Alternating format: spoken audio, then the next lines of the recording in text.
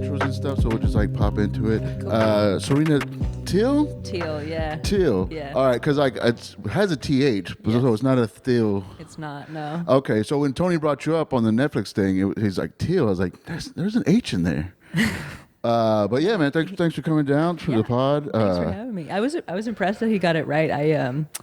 I always say like Thiel, like Peter Thiel, and so I assume that's how he knew. Who's Peter Thiel? Peter Thiel is like a tech billionaire guy. Oh. He was responsible for like Gawker, the like news site going down. Nah, I'm so out of touch with stuff. I don't read. I need to read more, man. I know nothing what's going on. But also I think like they say ignorance is bliss. I mean, I don't know anything about the world. Like everybody's so stressed out right now about like the whole ICE thing and like say what you will, but I'm just like I know nothing about it. You know, like yeah, it's bad. It sucks to see like what's going on. So I'm just like just change the channel or something else. So yeah, well, Peter Thiel. But so he spells it TH as well. Yeah. Oh, okay. Yeah, we're the same. Yeah, You okay. seem pretty blissful. I'll be honest. Yeah. That's so funny. I was just thinking about it because like I'm recovering from a hangover as shit. Because I was on one yesterday. Had fun, Cool. but I think I need to take a break from drinking. Okay.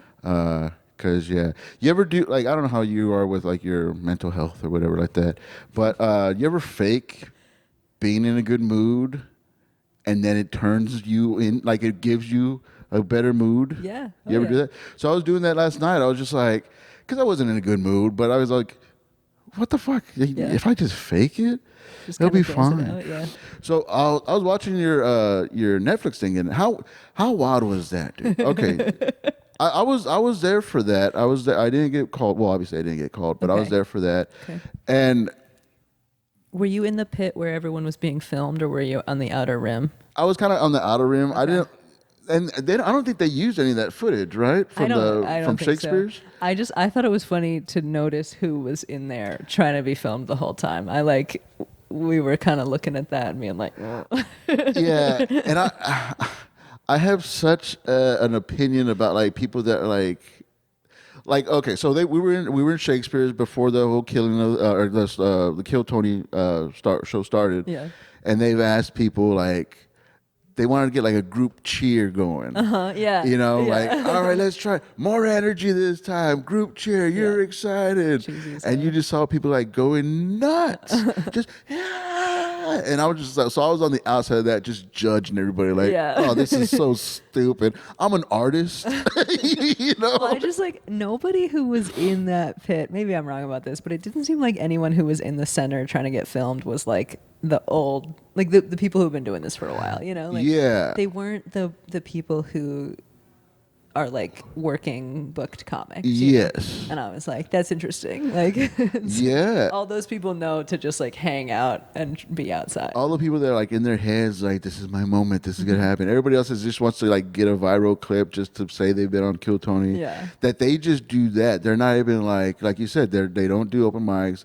That's all they do is sign up every Monday hoping to get to do their comedy minute, whatever. But yeah, it's just to see people how like, I mean, I guess it is kind of exciting and low key. Like, yeah, I think it's cool, you know. But when they're like, all right, let's try it again. Let's more energy, and everybody's like, just going crazy for the cameras. And it's so funny that they use none of that. And none of that stuff. Like everybody was like, hey, I'm gonna be on Netflix. They're gonna be, and then like, nope, they didn't use any of that stuff.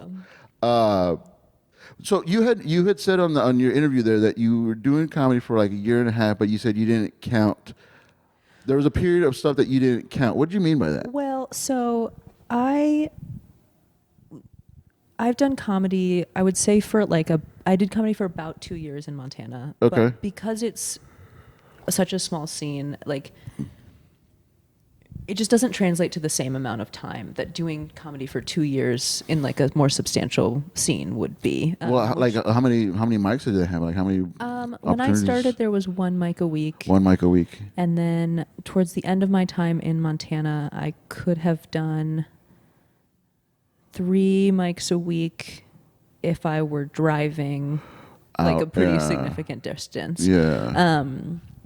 but 2 in my town. And so it's just like, it just doesn't, it's not No, the I same. get that. Which is, I tried to sort of say that. I was freaking out when they were interviewing me. I was so stunned that I had done that well. Like in my minute, I wasn't expecting that at all. And so I was like, I felt like I had used up all of my adrenaline. And then I was like, just felt like I had nothing to say in the interview. But yeah, so I just feel like it doesn't translate to the same amount of time. Okay. Like if I had done 2 years in Chicago, it would have been a totally, like I would be so much more developed than I am. A very different scene. And I wanted to convey that I know that I'm not as experienced as 2 years. I like that. I like the humbleness of it.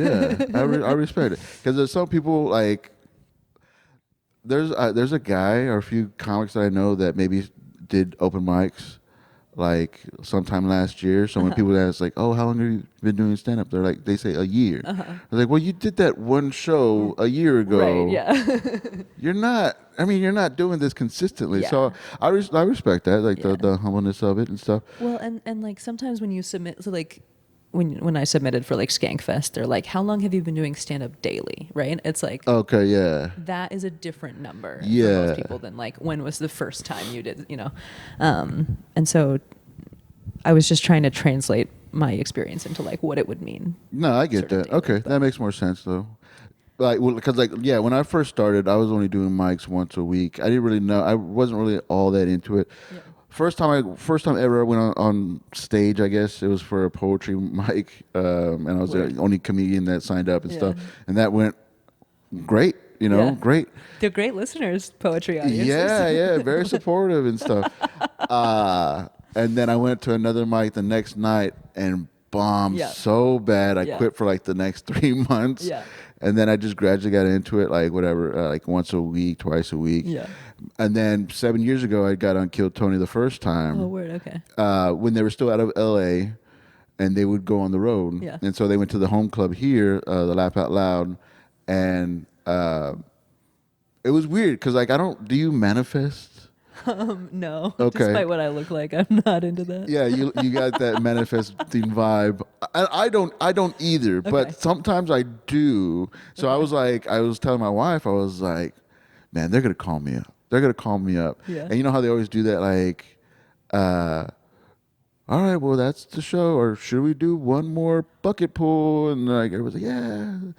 And so they called me up. Oh shit. And it went okay. I mean, again, at that time, I was just started. That was literally my 25th time on stage ever. Wow.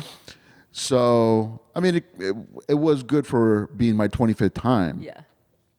And since that, I mean, it was a LOL, it was a packed out show. And from that day, I went from doing a mic once a week or once every 2 weeks to like that every fucking day. You're like, okay. So yeah, that kind of changed my whole outlook of it. What was it about that experience? Was it like the exposure? Was it the feeling of like being in front of a big crowd? Yeah, well, yeah, it was the big crowd. Yeah. Because other than that, like, I think that's why I only did like once a week, because it was still a tough thing to convince myself to do. Sure. To go to a mic with angry bar patrons that want to watch the game. They don't want to watch you. Yeah. Like you got to fight with them. Yeah. So I was like, dude, like this is such a battle, dude, and I'm not really getting out of it what I want. Yeah. But then that show happened, packed out room. I think that room fits like maybe like 350, 400. And then a good response, I guess. I mean, I felt it was. I mean, I wouldn't watch it now. Like for back then. But yeah, it was just like that hit. That became like the addiction. That kicked off the addiction. Yep. Like I gotta get more of this. How do I get more of this? How do I get more of this? And so yeah, I mean that's what really kicked it off for me 7 years ago, and it's going pretty good. Yeah. I was on Kill Tony like 2 weeks after the Netflix thing. Oh, really? Yeah, so I was like, and then the crowd for the Netflix was insane, man. Like as far as like the number of people that signed up, it was fucking ridiculous. Yeah, it was crazy up there. Like well over 500 people, which is not regular. I mean, mostly it's like 200, 300, but everybody's like Netflix. Oh, I want to get on Netflix. Yeah. So that was pretty wild, man. I thought they were gonna show it too at Shakespeare, but there was what was weird is like the screens that they had on. Well, you were there. The screens that they had would show like Shane Gillis, like just the name. I was like, why are they showing the names and like nothing else? But yeah. Yeah. But yeah, you had a solid minute and solid enough. Like you got the invitation to go to Madison Square Garden. Yeah. How insane is that? It's pretty fucking wild. I can't imagine it still. Like it's 19,500 people. Oh yeah. I mean that's such a big state. I don't know, man. I mean that's a great opportunity. Yeah, it's crazy. But like, do you ever get like when it hits you the realness of it? Do you go like, oh shit? Yeah. No, I'm scared as hell. I like it's. It feels like I got struck by lightning the first time. And then they were like, okay, we're going to strike you with lightning again on August 16th and we'll see how you take it, you know? And I was like, oh, like, because the first time I had the benefit of not being prepared, you know? So I just like, it was just riding on instinct and like I didn't have time to build it up. Mm-hmm. But this time I have 5 months to just like think about every single aspect of it, you know, and which is nice. It's nice to have that time to prepare and stuff. But it's it's a lot of pressure. It feels immense. It feels like the biggest thing I will ever have to do, which is not likely true, but you know, up until this point, like this is going to be one of the biggest events of my life. And so like, okay, like I have to deal with that, you know, I have to, and I want to take that seriously. I want to honor the opportunity that I've been given and try to do a good job. You know? And like, it's a lot. That's pretty rad. And like, I was watching it again today. So Red Band offered you the secret show, and you act like, oh man, this is the best thing that could have happened out of this night. You know, yeah, sure, I'm on Netflix. Now I got another gig, you know, the secret show. And then he goes like, by the way, how would you like to go to Madison Square Garden in August? You're like, what the fuck? In that moment too, because Tony, he was like, I loved your minute and I'd love to see another minute. And I thought that he meant like right then. And I was like, oh no. Because I was like, I can't do that. Like I'm so like like empty now, you know. I'm so shot. And then he said Madison Square Garden August 16th, and I was like, I'm what? Like I was so. That's a lot to take in. Yeah. Know that was on the table. I didn't even know that was like in the future of the Kill Tony universe. You know? And so the idea that would be offered to me had never entered my mind. And then he said that, and I was like, okay. I mean, like. And that's gonna be on Netflix too? It will, yeah. Damn, dude. Yeah. So you got 2 Netflix credits. Apparently, man. That's pretty rad. Yeah. Do you use that? Do you use a Netflix thing? Like As Seen on Netflix or As Seen on Kill Tony? I do when I'm introducing myself to a booker that I don't know or I don't meet in person. Like when I send an email with my tape, I'll be like, I'm Serena Thiel. I was recently featured on the Netflix Kill Tony special and invited for a follow-up appearance at Madison. You know, like I do state that as my circumstance, right? And it's it felt gross the first few times I did it, and now it feels better. It feels so gross. It feels so. I have it in my Instagram bio, and it's so gross. But like, it's just like that's what people want to see, type of thing. And I'm pretty like what do you call it? I contradict myself a lot. Okay. You know, because when I would see people use that on flyers, like As Seen on Kill Tony, and then I would go see their set, or we look it up, and it was like not a good minute. Right. It's not a good interaction. In fact, Tony didn't even like you. You know, like I was like, dude, like you did so bad on that show. Why would you say that you were seen on Kill Tony? You know, like I think like you had a good set. It was on Netflix. You got invited to Madison Square Garden. Yeah. I think mine was pretty good. I mean, like you know, I got an audition out of it, or I bombed the audition. You know, but. So I do use it as like a promotional tool where I tell people, even though like I give shit to people that do it. Yeah. But I just contradict myself on everything I do. Yeah. You know. I mean, I think that a lot of people in this industry know that like Kill Tony, like having been on Kill Tony is a really mixed bag, right? It's like the entire spectrum of people who have gotten golden tickets to people who have gotten little joke books. And so they know that credit is not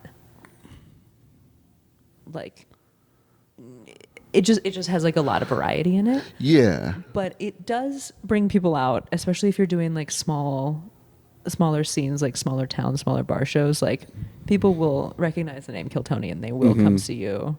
And so like it makes sense to use it if you're gonna try to do this, you know? Yeah, it was so funny. Like when people would like, because I don't really like, unless you see me at a comedy show outside, I'm not really like, oh, I'm a comedian. I'm a comedian. Yeah. But when people do find out like that I do comedy, they're like, before they're like, oh, have you been on Kill Tony? Like, no, I haven't been on Kill Tony, man. Stop that. And now like I wait for people to ask me like, yeah, I'm a comic. And I've been on Kill Tony. Yeah. Yeah. But that's cool, man. Like, how much has changed? I guess like social media wise, booking wise, like since that.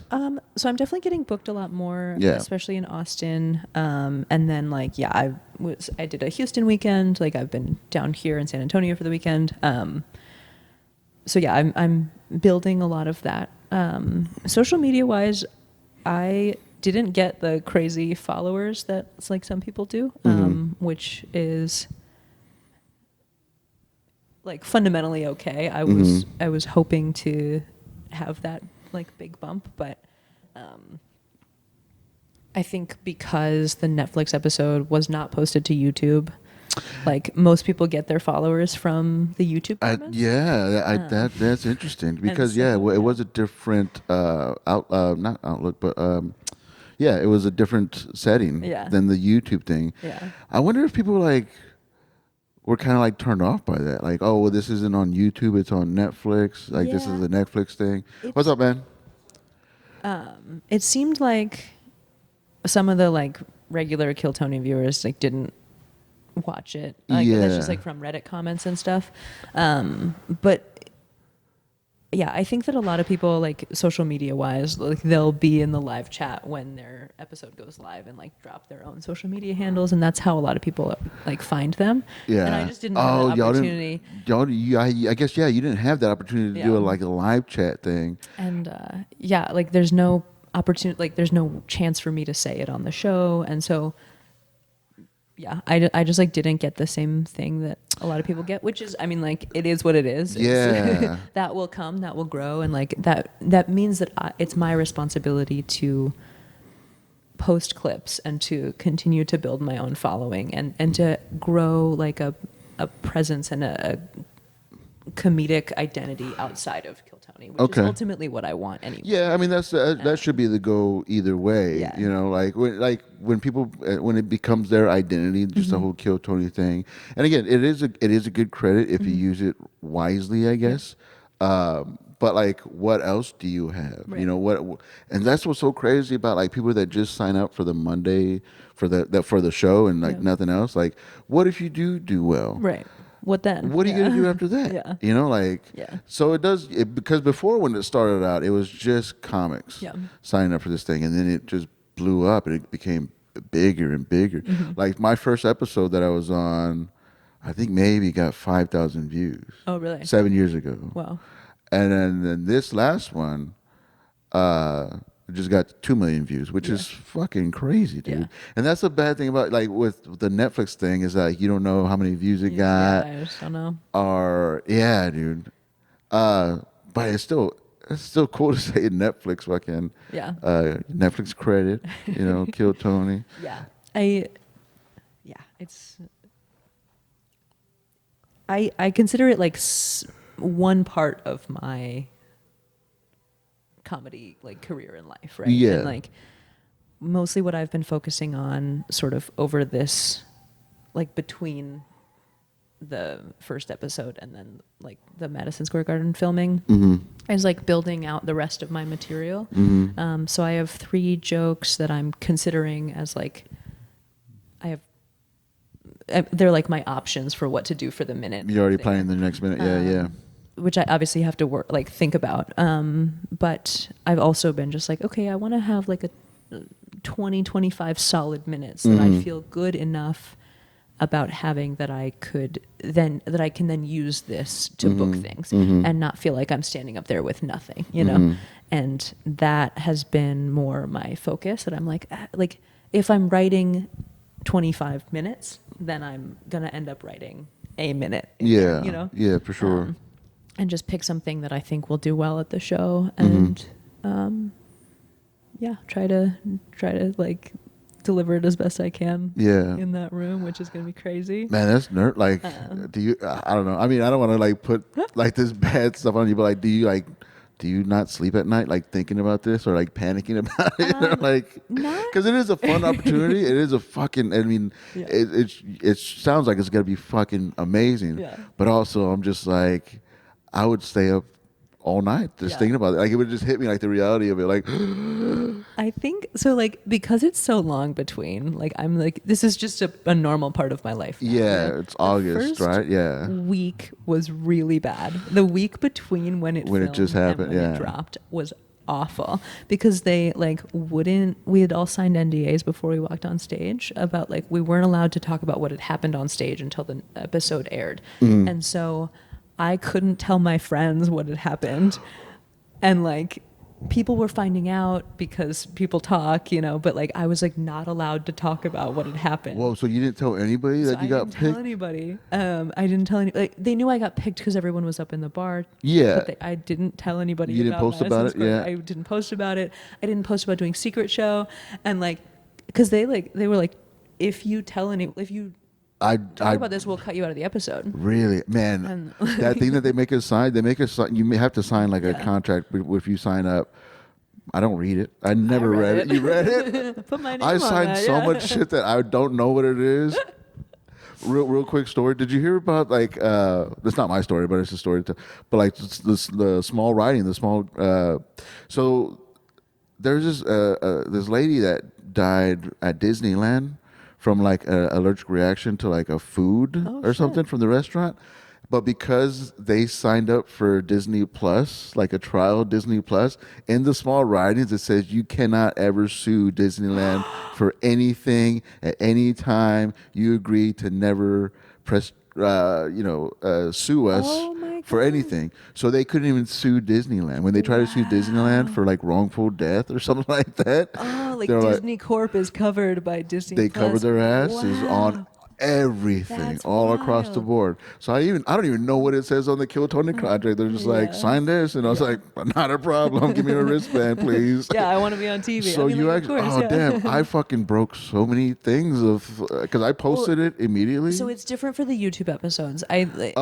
It was like a specific. So you sign the normal thing when you go to sign up. Yeah. But then when they called our names and like took us to the back of the mothership, we had to sign a separate NDA. So this was special. It was just because of the Netflix. The Netflix NDA. Okay. Okay. Yeah, and I think that was just like proprietary and had to do with their deal. But like they were like, do not post about it. If we see you posting about it, we will cut you out of the episode. And so I didn't. So was it like instead of like small print, it was like bullet points? You can't do this. You can't do this. Like, did they make sure that you knew what you were signing? Yeah, and then and then they like. So they ordinarily, when you go up on the show, they just like let you leave. But they kept us all there. We all just like stayed in the hallway of the mothership. Oh wow! And listened to the rest of the episode. So like all of those guys heard me get offered, like Madison Square Garden, like like just down in the like belly of the mothership. And then when the show was over, they like took everyone out into the alley, and like the producers came out and were like, this is very serious, do not post about, like, wow, we will cut you out of the episode, like we really mean it, you signed an NDA, like, dude, that is crazy. I am so bad at keeping secrets. So from the filming to the time it got released, I did tell my mom. I called and told my mom. It's just fine. You said no posting. She was like, "I'll pray for you," and I was like, "Thank you." But yeah, that week was really bad because I couldn't talk about it. But no, so from the moment from when it got filmed to when it got released on Netflix, that was like what, a month, 2 months? It was just a week. It was just 7 days. Really? Yeah. Oh shit! It felt like, I thought it would have been longer than that. It was the 31st to the 7th, April 7th. Oh, okay. Yeah, March damn, 31. so you're just walking around with this secret. It's crazy. Can't post nothing about it. But people were finding out because like some people who sign up for Kill Tony are like in the audience, you know? Yeah. And so like some people had heard that happen. Okay. And so people kept coming up to me during that week and being like, Madison Square Garden. And I was like, I can't talk about it. I can't talk about so it. funny, dude. It was like, well, I can't say anything, but I could. I was like, I can't talk about what happened on stage. Like yeah. That is so crazy, man. So yeah, so I was very, very anxious during that week, and that was when I was like staying up all night. And I think probably the week before the show is going to be really bad again, you know, like because I'll be getting to New York and like you know the reality of like the precipice I'm standing on will like, be kind of hitting me. I mean, I think I just enjoy it. You know, just enjoy it. Yeah. I mean, don't get in your head too much. I mean, like I act like I've been there before, right? Like just enjoy the moment. Just take it all in. You know, like no. Yeah. I mean, I can't imagine it, but I would have to think like, man, you just gotta like have fun with it. Yeah. You know, just have fun with it. It's funny how you already looked up how many people that place holds. Like you know the capacity already. Well, okay, actually, I want to talk about this. So my dad, I eventually like I called and told my dad, you know, I was like, hey, I'm gonna be like on this Netflix thing, you know, I'm filming at Madison Square Garden. Like I want you to come watch me at Madison Square Garden. Oh know? Yeah. Because my parents are gonna come with my sister, and he was like, what? He just doesn't understand what Kill Tony is. And like he was like, what even is this thing? Is it even gonna sell out? And I was like, yes. Like it's definitely going to sell out. Like like they're like, are people gonna show up? he was like, I was like, they don't just let you rent the garden. Like you it's not like a private party or nothing. Like, it's a Saturday night at Madison Square. Like yes. Yes, people are gonna be there. And yes. so it was during that sort of conversation that I was like, it's going to be 20,000 people. Yeah. Like, you have to be there. Like, but yeah, it was fun. He just has no idea how famous Kill Tony actually is. Are your parents like older? Yeah. Okay. So I'm 30. My parents are in their late 60s. Oh, wow. Okay. Yeah. That's good. Are they still together? No. Okay. Because yeah, the way you worded that, like I call my mom. Yeah. And then I call my dad. Yeah. I was like, all right. Separate calls. Separate calls. Okay. They have different type of conversations, you know. Like you made it sound like I enjoy calling my mom. I really hate talking to my fucking father, dude. I like both of my parents a lot, very differently. Yeah. But I knew that my mom was gonna be like, Serena, I'm so excited for you. Like she was like, I will pray for you to like keep your head and keep your friends and like, you know, stay connected to what's important to you. Yeah. And like my dad was like, is this even a big deal? And I was like, Stu, like you're ruining this for me, Dad. And then he said something actually very sweet and like very like paternal in a really nice way. He was like, the thing is that like I think that there is so much ahead of you that I don't think that this is going to be a defining point of your career. And I was like, that's very lovely. You know? Like, he was like, I'm already proud of what you're going to accomplish after this. Okay. You know? And use this as a launch pad for what's going to come next for you. And I was like, Dad, like that's actually very sweet. Yeah. But in the moment he was like, is it even gonna be a full show? That's like so I was funny. like, yes. Like what if people don't show up? Are they gonna cancel the show? Like, dog, people are gonna show up. People are gonna be there. Yeah, it's huge. It's huge. That's funny, man. But that's pretty big for you said a year and a half into comedy. Yeah, about 2 years into comedy. So you just moved to Austin. Mm-hmm. You said about 3 months ago. Well, 4 months, 5 months. It was in January. January. Yeah. For comedy, or was it something else? It was for comedy. Yeah. Okay. Yeah. By yourself? Mm-hmm. Wow. Yeah. That's crazy. Why is that crazy? I don't know. Just it's scary. Like I would think like people have to go as a group. I know people that moved from wherever, but they can't. Like there was like two of them. Sure. Or they had like a buddy to like help them through and stuff. Yeah. But that's pretty ballsy. Did you go to New York? Did you go to Austin? Like kind of like check it out first before deciding to move? Well, so I had visited before, and when I went to Austin in January, I didn't actually intend to stay there. I have a van, and I was living in the van. I was just going to be there for the winter.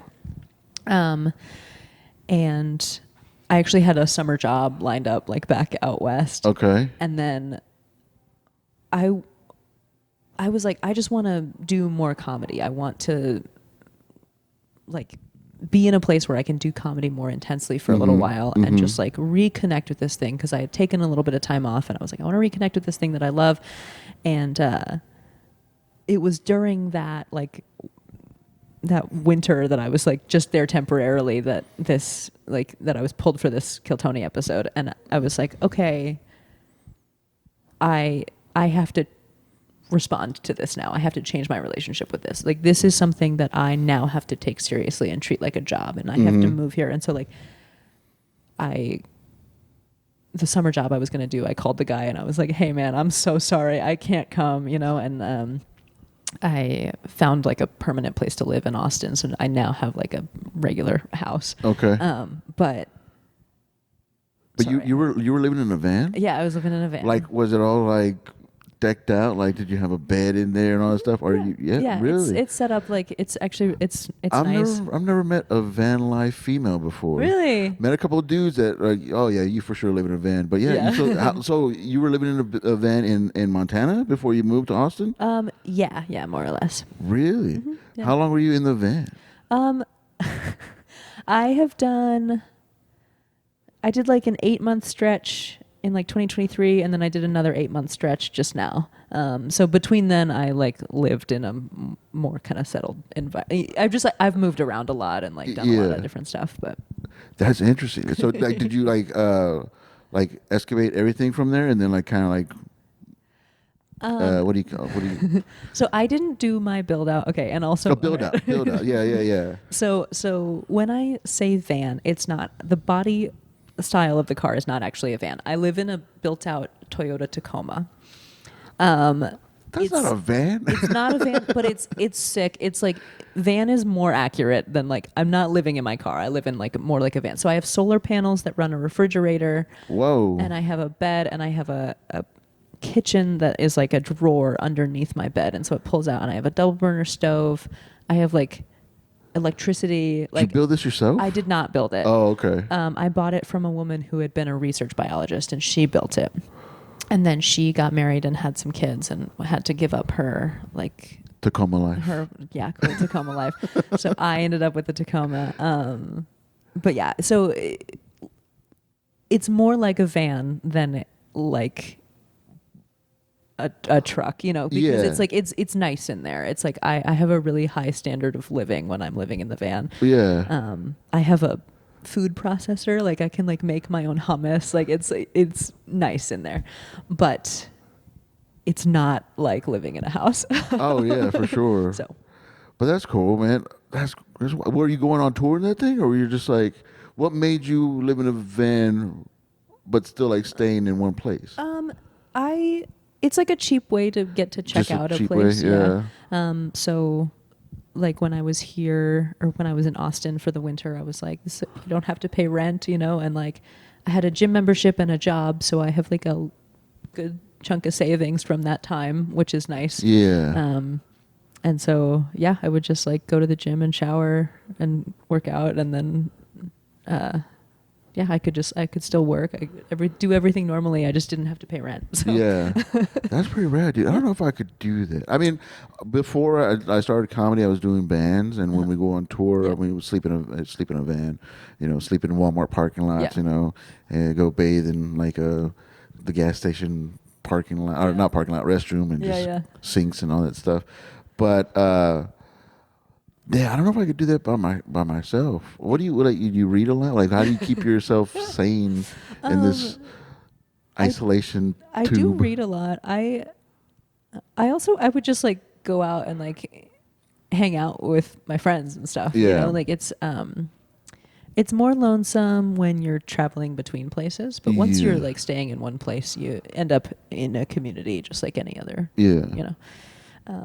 But you still have that now, right? That's what you still drive? I do still own it, yeah. Oh, okay. And that's nice because then, like, when I went to Houston, I just took that with me. And then I don't have to pay to stay there. And so it makes traveling for comedy much more accessible. That's so great, man. Yeah. That's such a great thing to have. Yeah.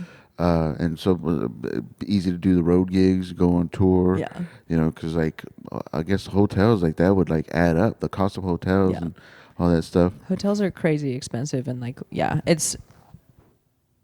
it's not like the most comfortable and it's not the most safe, but it's like it is very cheap. To sleep, to stay. Any crazy stories from living in the van? Not so far. I have been extraordinarily lucky. I do travel with a gun, and I do that because one night I had my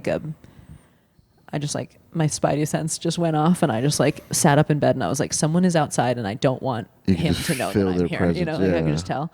And the big drawback about the truck is that I can't get into my driver's seat without getting out of the, like out of my bed, because I sleep in the bed of the truck. Oh, okay. So like if you live in a van, you can't go from. You got to go out. Yeah, I would have to go into exit the front the vehicle. seat. Okay. And so like if I need to like make a quick escape, I just kind of don't have that option. Interesting. So like, have you thought about changing that? Like cut the back window part so you can like just go. Or that's just too much. That's now that I'm not living in it, that actually might be a mod that I could do, and that would probably be it to my benefit. Yeah. Just so you could like just hop in and stuff. Yeah, it's tough to like try to do projects on it while I'm living in there, obviously, because that's just a pain in the ass. But but yeah, now that it's empty for now, that might be actually a good idea. Yeah. Do you ever like build like a tent in your house just so you can feel like that closeness, that cocoon like feeling and stuff? No, I'm so excited that I get to stand up out of bed right now. Like I can just like stand up. It's crazy. Yeah. Cause that would be rough. Like having to crawl and like, did you ever like wake up forgetting that you were in like the back of the truck and just like try to like sit up and hit your head or something? No. But yeah, it's like, there's definitely like stuff that's really annoying about it. Yeah. It's like, it's a cool way to live, but it definitely wears on you. It's a cool thing to have for sure. You're not forced to live in there. Right. Like it's more of a choice. Yeah. So that's different. Yes. It's not put upon you like this is your situation to have to deal with. It's Totally. like it's more of a recreational thing. Yeah. Yeah. It's at any point I could just go get like a place and then, live a more conventional life for a while. And so like, I'm very lucky in that way as well. When you moved to Austin, did you have like a timeline? Like I'm going to be here for X amount of years, months, anything like that? Or I thought that I would be there just for like January to like May. And then now I've decided that I'm going to commit at least 3 years to Austin. And I'll see what happens in 2028, Yeah. So June 2028, I'll like kind of evaluate and see where I'm at and see what I'd like to do. But 3 years I feel like is enough time to be like, do I like living here? Do I still feel like I have opportunities to grow in whatever way that means for me at that time? And 3 years. That's a pretty good amount of time. Yeah. And then where would you go after that? Would you go to? Because you said you're from Chicago. I am from Chicago. You're born in Chicago. Yeah. Okay. I grew up out there. I've considered Chicago. Going back. Have you performed comedy in Chicago? I have not yet. Really? You haven't gone back home to do comedy yet? Well, neither of my parents live there anymore. Oh, okay. So I don't have that like home base really. Oh, okay. Yeah. But I would love to go back to Chicago. I hear they have a great scene. I hear they have a great scene. I haven't been out there.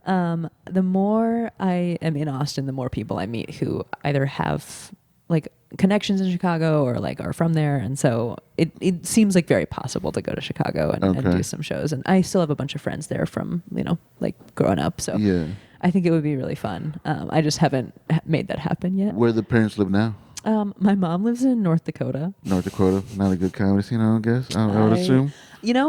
For what they've got, it's great. They have like a small like showcase scene. Okay. And I know all those guys. They have been really cool to me. Shout out 701 Laughs. In North Dakota? Yeah, Bismarck, North Dakota. But yeah, they're great. They're making stuff happen for themselves, and like it's a group of young guys, like guys in, I would say, like 26 to like 32, who just want there to be just trying comedy, to build something, you know, and like they want opportunities to get better, and they're making it happen for themselves, which is like awesome, you know.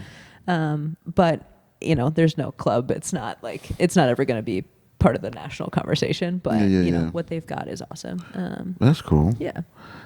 So you would go to, I mean, have you thought about moving back there in North Dakota, or where's the... Good heavens, no. No.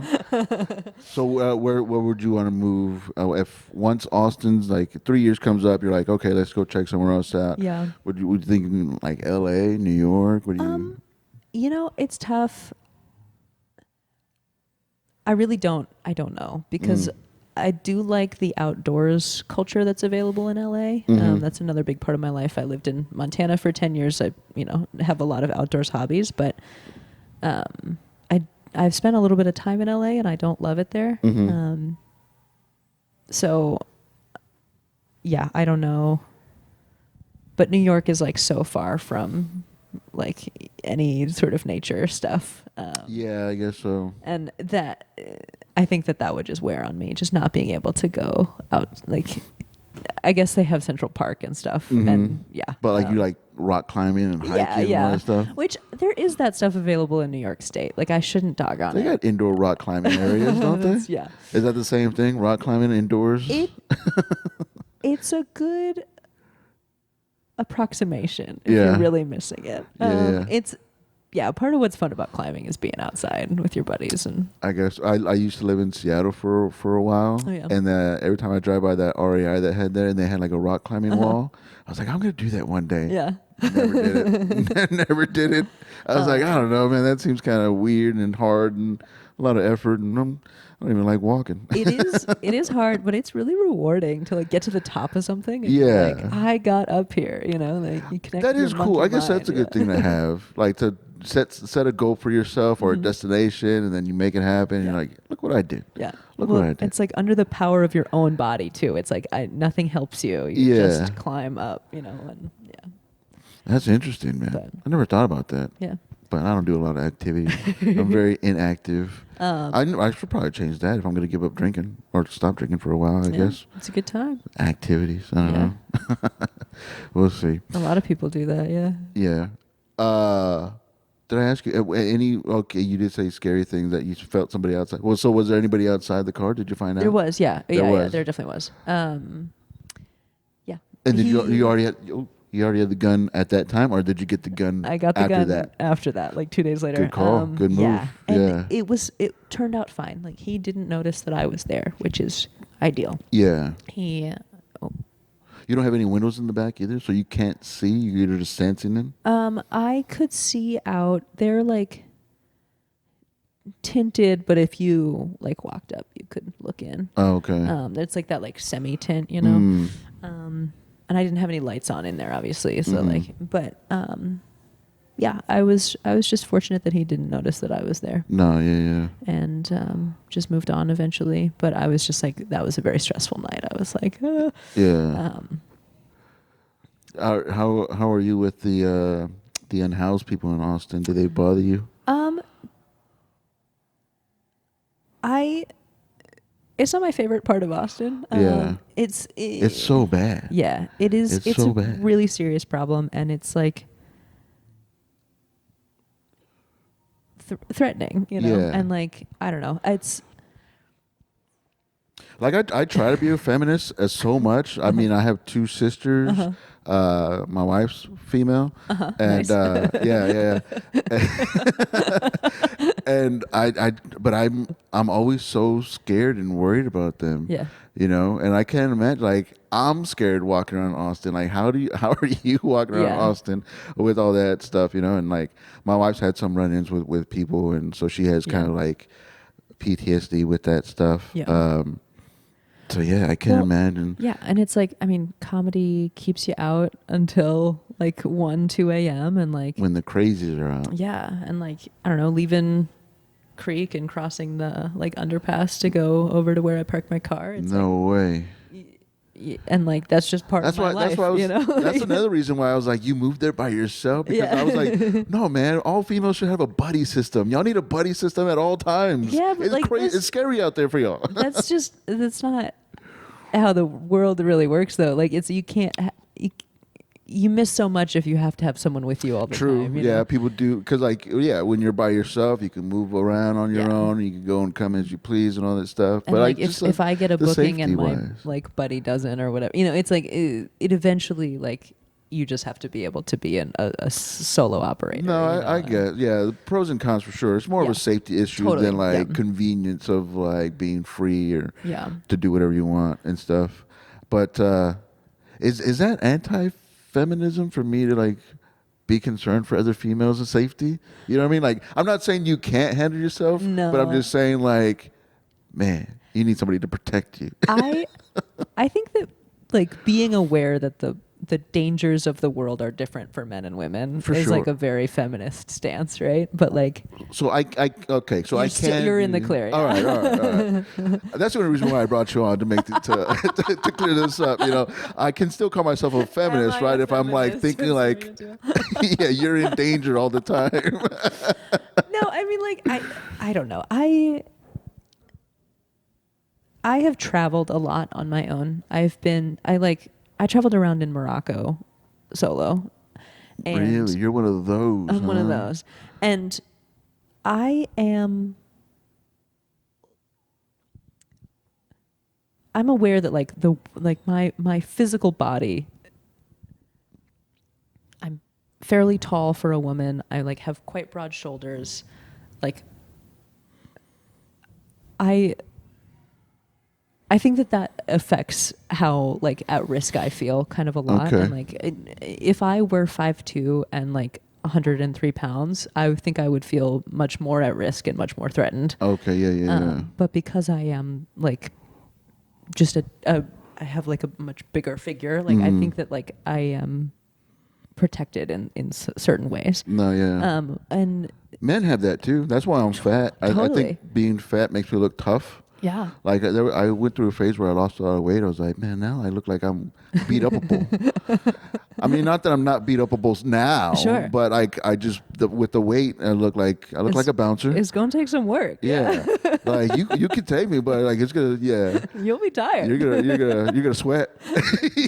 Well, that's I think that like the way that our form in the world, presence, like our form, it affects how people interact with us and see us, and that's how they they kind of like eyeball you, and they kind of like calculate like how can I take this person out? Oh, she's too tall. Let me get a shorter person, all that stuff. So good for you for being tall. Good for you. Yeah. way to be.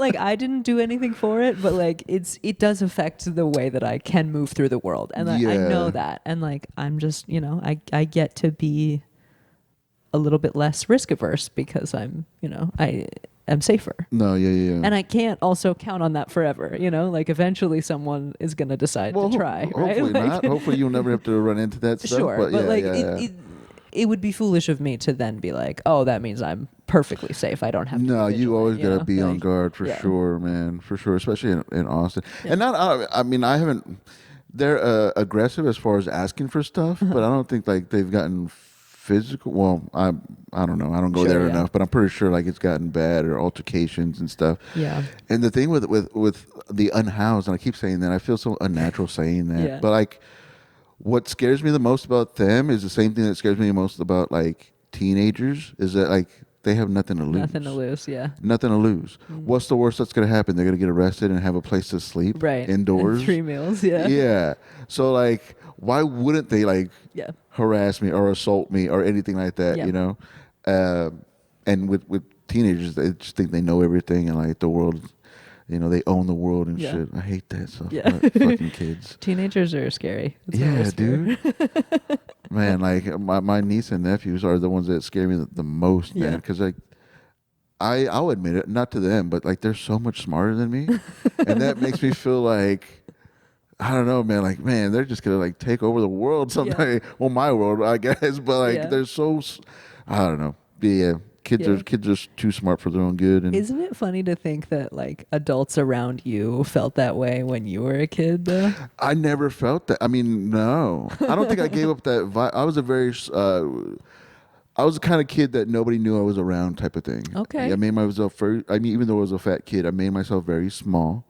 I didn't really call a lot of attention to myself. So it's very weird that I do comedy now, but at the same time, it kind of makes sense, you know? Sure, yeah. Like I've been like avoiding the spotlight for so long, and now I'm just like, enough. Yeah. You're going to see me, you know?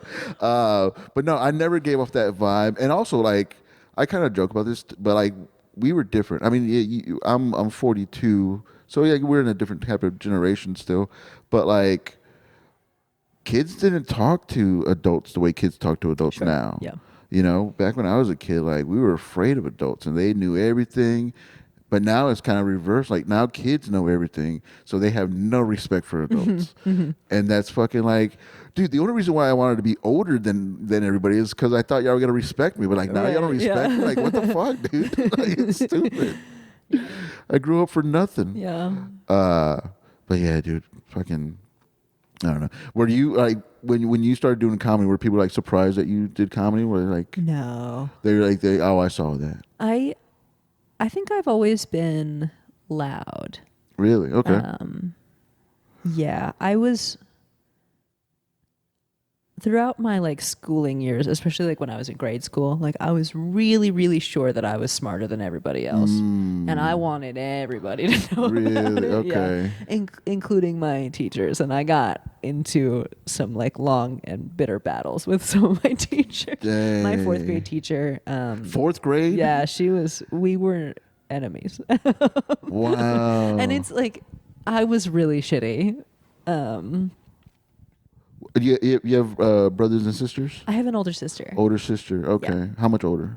2 years. 2 years. Okay. So you are still the same. Because that's kind of like only child type of activity. That's what I'm thinking. Like, you know what I mean? That's funny. Being the know-it-all. Yeah. Because like, you know, you're the know-it-all at home. I'm the know-it-all at school. I'm the know-it-all everywhere. Yeah. So interesting. Well, it was, I was just sure that that because I was smart, I was the smartest, right? And because I was smart, that meant I knew everything. And it's like, neither of those is true. And I've learned that as an adult, hopefully.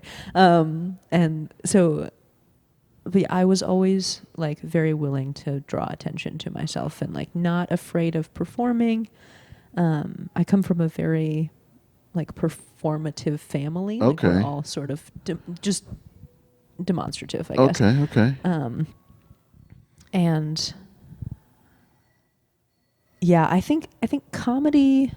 I think no one was surprised that I was like a performer. A performer. I think on comedy stage, yeah. maybe is not what people would have guessed. But yeah. Yeah. How'd you know that you wanted to start like doing comedy? Or what made it seem like, or what made it like hit you like I could do that? Yeah, my dad loves comedy, and he actually did he was like an open micer when I was a kid. Yeah. So after my parents' divorce, I was like maybe like 12, and he was doing mics around like Chicago. Wow. And every so often he'll be like, oh yeah, I've met Hannibal Buress. And I'm like, what? What? Or like, yeah, he's like, oh yeah, I know Cameron Esposito. And I'm like, you got to tell me these things. How long was he doing comedy for? Like, I feel like a couple years. Really? Yeah, maybe like 2 years. Dang. And he ran so he's going to be jealous of all your accomplishments. That's why he's trying to talk you down on MSG. Okay, he's like, actually, are people going to show up? Actually. That's so funny. Your dad's jealous of you, dude? Recently. I was talking to him and he was like, well, you've already made it way farther in comedy than I ever did. And I was like, I know. Yeah. That's so funny, dude. That's wild, man. Okay. Man, so what year was he doing comedy? Like what was the scene like, I guess? Gosh, it would have been, I was 12, so this is 18 years ago. So 2007. Okay. In Chicago. So yeah, I mean, I I don't know a ton about like what the scene, like what his actual experience. I should ask him about that actually. That's a fucking good conversation to have. And to me, I'm so stupid. Like I just think, okay, if your parents are so much older, I was like, well, did he record his sets? Did they have phones back then? But like you're like, yeah, it was like 2007. 2007. I was like, oh fuck yeah, I guess yeah, phones were still phones were around. He wasn't out there with Seinfeld. Like, yeah, that's what I was thinking. I was like, did you meet Seinfeld? When you said Hannibal Buress, I was like, wow, he knows. Like that's like my generation. Yeah. Like, it's so I don't know, man. Yeah, he was definitely recording his sets. I feel like it was. Have you seen him? So I've seen him do comedy. Oh, okay. I like went to some of his like shows and stuff. Okay. But again, not for like a long time. I should ask him if he still has a record. I think they're just audio recordings. I think he had like a one of those tape? little, like it wasn't a tape, but it was like one of those like longer silver ones. The mini record. Oh, the mini recorders. Yeah. Or was it MP3 recorder? Yeah, like set it on the table. Yeah, it was 2007. MP3 was big back then. That was a thing. Making a big splash. Yeah, dude, yeah. Dropping file formats, dude. Yeah, dude. Oh man, but yeah, that'll be interesting to watch, like or to see, like especially like for you, like that's so funny. So like, do you see any of his like stand-up mannerisms in you? Oh, definitely like. Anytime I write like a silly short joke, I'm like, that feels like him, you know, that feels like Stu. Like I've been doing this joke and it's like, it's not working, but it makes me laugh so much. But, like, I think being a decapitator would be a cool job. Because even at the entry level, you get to be the head decapitator. Stupid. Nobody likes it, but that's like my. That's dad a slow burn because like, you got to think about that. You're like a head decapitator. Yeah. Okay. Yeah. That's funny. That's him. Like just. That's his type of humor. Mouth, you know, like it's like I was like he would love that. Yeah. He would be so proud of me for writing that joke. Yeah. And so I think. Because that was his style. He loves Mitch Hedberg, and so it was very like short, kind of clipped. You know, set up punch. Yeah, just like, and like not emotional, not storytelling, like very joke format. Yeah. So every time I write one of those jokes, I'm like, oh, that's him. That's him. That's my dad.